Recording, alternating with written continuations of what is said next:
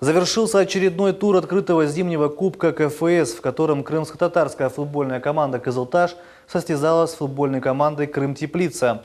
«Крым-Теплица» одержала победу над «Кызылташем» со счетом 7-2. На матче побывала и наша съемочная группа.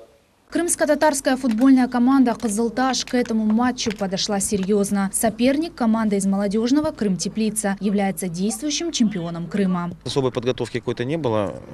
Мы играем сейчас, не тренируемся, потому что игр очень много. Через 3 дня игра. Поэтому в основном подготовка была у нас только тактическая. Мы играем с лидером чемпионата КФС, Крым-Теплица, основная команда.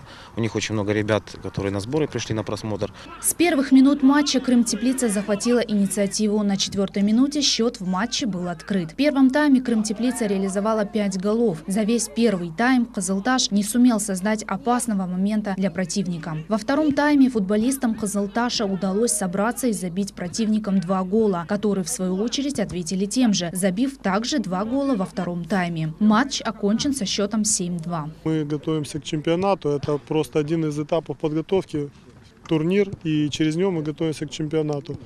К сопернику, к любому мы относимся с уважением, потому что любая недооценка соперника на поле – это потеря очков. Естественно, болею за нашу команду, за команду «Кызылташ». Вот, и считаю уже в какой-то мере нашей национальной крымско-татарской командой. И активно участвую в ней, стараюсь помочь ребятам. Вот, и в том числе вот, непосредственно будучи на поле.